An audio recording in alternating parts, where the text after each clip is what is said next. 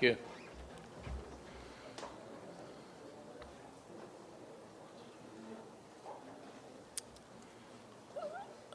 I have a very good crowd today. Some of you would be joining government, and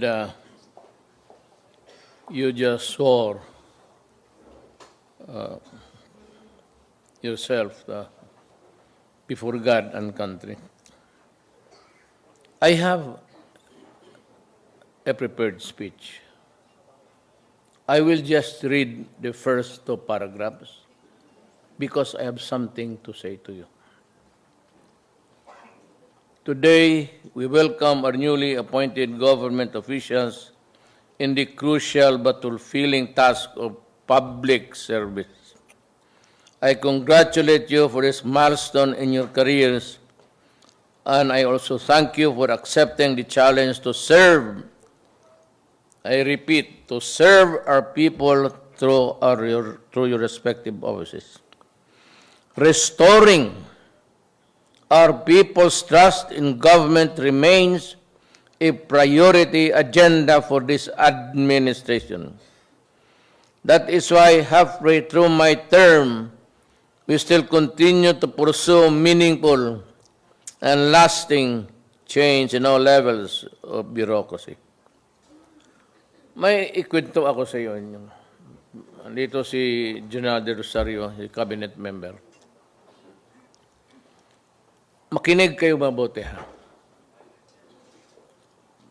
At the outset, sabihin ko na sa inyo, itong bagay na ito, I am ready to go down anytime. Alam mo, kailangan natin ng tubig. Bagyo nga eh. But we need water because even in the early and primitive times, people congregate in rivers and waters to survive. Water is survival for this nation. Kung walang tubig, patay tayo. We can survive about 5 days without eating, but 3 days of thirst and dehydration, you're a gunner. Now, itong tubig is a natural resource. It is God-given to the Filipinos. It's found in so many places. A number of times, we have had this specter of water not there. But by the grace of God, we have survived. Ito ngayon, I'll bring out something na gusto kong tapusin talaga. I said, kung ako ang matatapos because of their money, okay lang. Pero tandaan ninyo mga Pilipino, at least ipinaglaban ko ang tao. Remember that. Baka babagsak ako, babagsak talaga. Money is very corrosive. Given to a frail mind, it can just be a robot and direct him where to go and where to turn and when to go back. Itong tubig sa Maynila, I remember na may crisis for so many days. Tapos, nandoon ako sa Davao. Wala man akong narinig na law on, but of course, our resources, our nakadiposito, the catch basins, whatever be a tank or a pond, hindi pa naman critical. As I was in Davao, then I heard that there was no water for 3 days. So tinawagan ko yung Maynila, sabi ko, ano ba nangyari yung putang inang yan? Eh, galit na ako. Sabi na, walang tubig. Tapos may tinawagan ako. May tubig sa gobyerno. Sabi ko, uuwi ako dyan if by tomorrow wala pang tubig, pagsasampalin ko kayo sa publiko. Totoo yan. At ginagawa ko talaga yan. At gagawin ko yan. Masira man ako. If I go down, so be it. I like it. Gusto ko. Ganito yan. Ang tubig atin, maraming tubig. Ang problema, binigay natin sa mga torpeng hindi nga Pilipino halos, o Pilipino yan, walang kaluluwa. Yang Manila Water, pati Maynilad, kay Pangilinan, pati kay Ayala. Matagal na ito. Wala lang pumipiyak kasi nga takot sa pera ni Ayala, pati ni Pangilinan, especially during the election. Kailangan mo eh. Kaya walang nagsasalita talaga. But when I saw the contract, sabi ko, putang inan to. They are screwing us. And they're screwing us all the way. Sila ang distributor, atin ang tubig. In the contract, the water is categorized not as a natural resource, but as a commodity. At sa contract in the Republic of the Philippines, it's just being mentioned there's an entity na may kontrata sa Ayala pati kay Pangilinan. At ang masakit dyan, we cannot interfere. Because if we do, they will sue us and they will be awarded millions. Kasi ang napili nila is arbitration. Ang arbitration sa Singapore, membro rin sila niyan. It is an interlocking ng mga mayaman dito sa Southeast Asia. Nag-form sila ng isang parang korporasyon. Itong korporasyon ay kasali dyan, parang Brotherhood of Corporation, sila Pangilinan, yung Salim, ng Indonesia. Arbitration, natalo na tayo, 3 million. Ngayon, there's one coming up, 6 million. Because we interfered, we cannot raise or lower the price of water in this country. If we do that, they will sue us and for interference, and they go to file the arbitration, talo talaga tayo. Puro sila yun eh. Kita mo kawalang hiyaan ng tao. Kontrolada, ba sinabi ko sa inyo nung kampanya, hindi lang kayo makinig kasi ako naman, mahinang tao lang, taga Davao, probinsyano. Sabi ko, ang corruption sa Pilipinas, maliit yung customs. Pero bibirahin ko rin ko kayo. Sabi ko, ang corruption na pinakamaliit, billion, nandito sa itaas. Yung tax exemption, ito si Ong Pin. Lahat yan sila. Yung mga krone noon, yung mga krone ngayon, anak ka ng putang ina ninyo.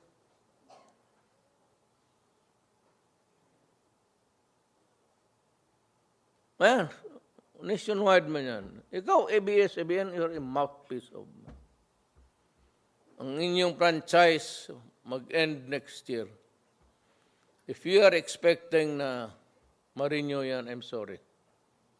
You're out. I will see to it that you're out. Ilan kaming mga kandidato na kinuha ninyo ang pera namin but never aired our propaganda. Ako, Chis Escudero, lahat kami.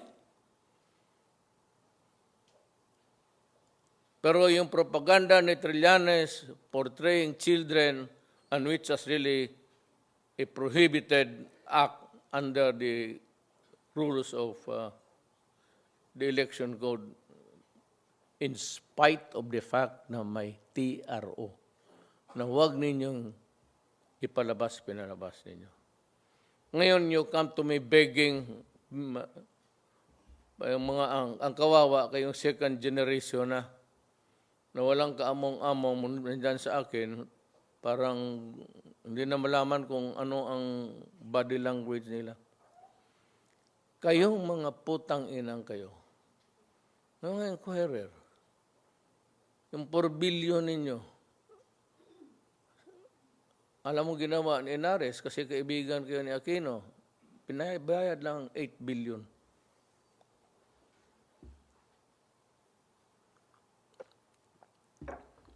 Dito sa kontrata na ito, Maynila, we must not do anything to jeopardize their operation. Because kung at any given period or during the lifetime of the contract, pag nalugi sila, you have to pay for the losses. Billion yan.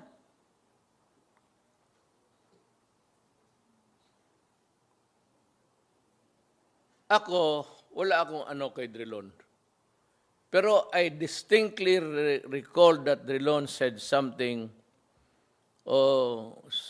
Presidente Duterte, do not tinker with that contract because we will end up paying so many billions of pesos. Senator Drilon, are you one of those who crafted the contract? I'm asking you. Ako, I'm ready to go down. Hindi kita tinatakot. Pero pag bumagsak ako, dadalhin talaga kita. I will. I'm not takot-takot. I'm not challenging you. You just tell the people the truth. You read the contract aloud and see if it is good for the people. But do not fuck with me by takutin mo ako billions of pesos. If I go down, you go down. I am ready anytime. I'm ready to be destroyed anytime. But I will also destroy because you destroyed my country. Yan ang kaputahan ng mga mayaman. Yan ang assured income, you lose, we pay. If for any reason it is attributable to us, or we interfere in the pricing, kaso ka agad yan. Interference. Kayong Pilipino, how many years have you been paying? Nandyan sa ano ninyo, bayad para sa water treatment. Ilang taon na kayo nagbayad ng water treatment, ang putang ina niya hanggang ngayon, mabaho pa rin yung lumalabas doon sa Manila Bay. Let's say kayo, walang water treatment, sige kayo, Cobra, anong tingin ninyo sa amin? Putang. Kayo sabihin ko, hindi ako matawag, makita ako kayo. Just make sure hindi tayo magtagpo. Kumuton ko ng nang. Huh? Kaya ko yan, ilang beses na. Dito, ilang gago dito. Kumutong ginawa. May bodyguard ka. Adi, magbarila tayo. Putang ina yan. If it is time to die, we die. Ganun lang ang buhay. Pero I will go down not without a bang. Gusto ko lang malaman ng Pilipino bago ka matapos. Kailan man yan, bukas, or I may not complete my term. It could be tomorrow, it could be day after. Pag gusto ko lang malaman ng mga Pilipino that may dumaan na presidente who really loves his countrymen. Okay.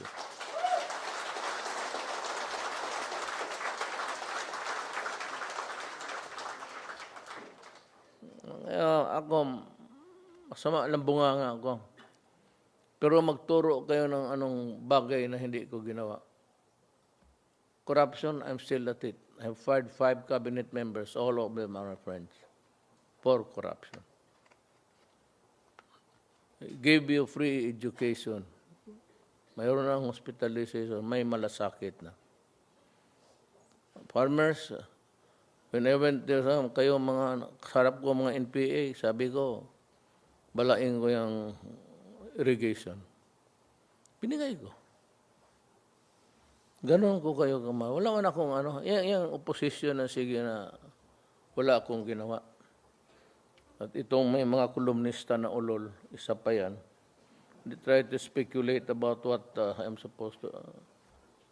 Hindi ko talaga patakbuhin yung anak ko.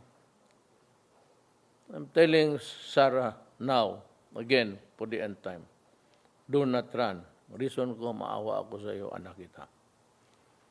Except for your patriotism, for your love of country.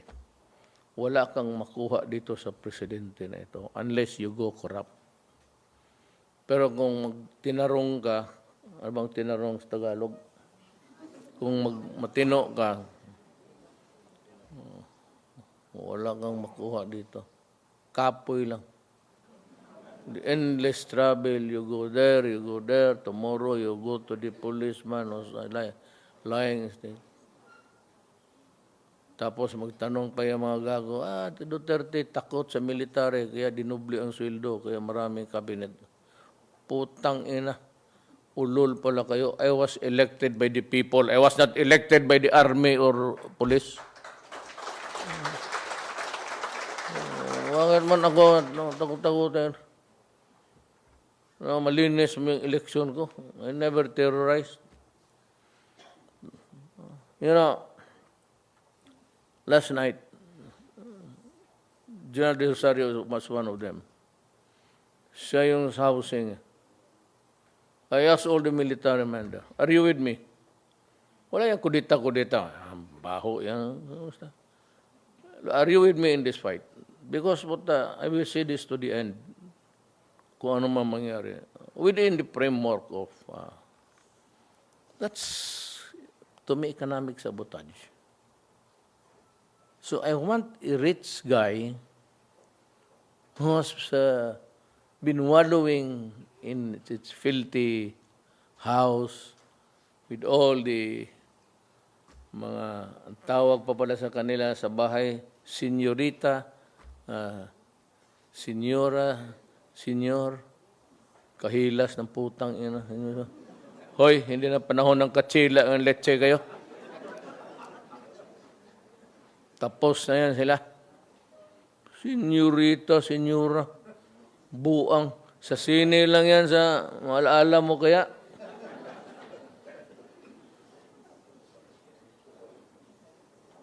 So, kaya mabuti. I had a I'm lucky. This must be my lucky day. Lahat ng ano ko, yung talagang representative of the society. Klase-klaseng tao nandyan. So, malaman ninyo. Ito, magulo to. Talagang magulo to. I hope it would not be bloody. I do not want it. I do not want to shed even a drop of blood. But this is gonna be really a bloody one. Not really in its figure of speech lang. Kasi yayariin ko talaga kayo. I will see to it na gusto ko makita na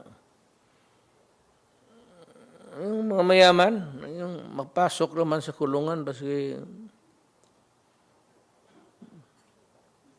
hindi ka, habulin ko talaga kayo. And do not make it hard for me to do it. Kayong mga telecommunications, dinimanda ninyo ilang palagi yung mga taga-gobyerno na walang kamuang-muang, or either because they really wanted to be sued because you were paid to be sued. Nagdududa na ako tuloy sa mga tao dyan na humahawak na ano. Kaya the vetting of candidates would be...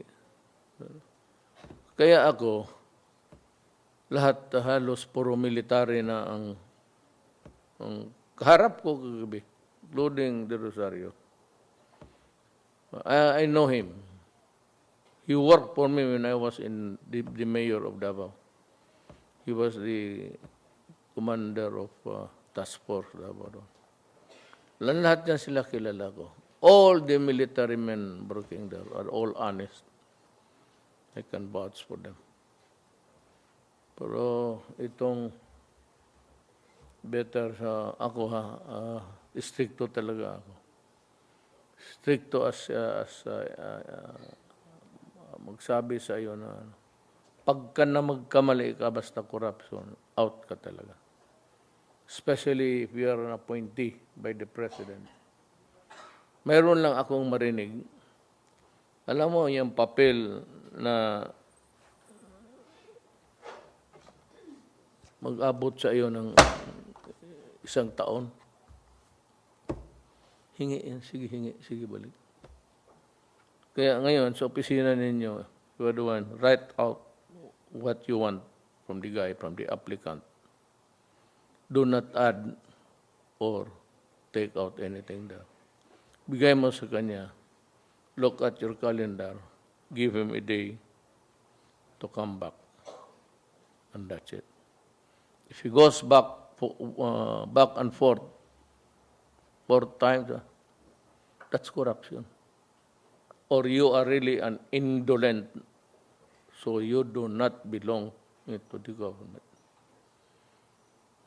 But kung nasa tama ka, and you are accused, kaya nitong mga mayaman, they have take solace because I will defend you to death. In the same manner, itong mga sundalo, bakit ko hindi dublihin ang sweldo? Tingnan mo ngayon ang Bagyo, sino ang kargador doon? Di police pati sundalo. Pag may naipit, nag-landslide, sino yung digger ko? Sino yung magpalaw at betikot? Di sundalo. Pag naputol yung tulay, sino lalangoy doon para magpakamatay? Di sundalo. Yan naintindihan eh. Ngayon, naghingi ako ng tulong sa sundalo. Hindi ako naghingi ng tulong sa sundalo para mabuhay. At that, you go by destiny. If it's your time, it's your time. Tulong ako for a cause, just to show to the people that we are there for you. So, make that a motto. Bihin mo sa tao, nandito kami para magsilbi sa inyo. If you cannot do that, you resign.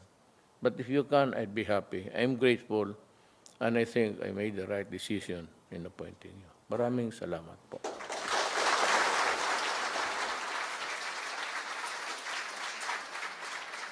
Thank you very much, Mr. President, for your message, and we shall now proceed with a photo-taking opportunity.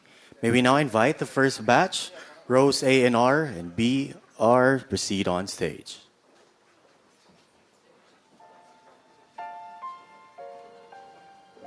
May we also invite the second batch to kindly prepare for the photo-taking opportunity. Thank you.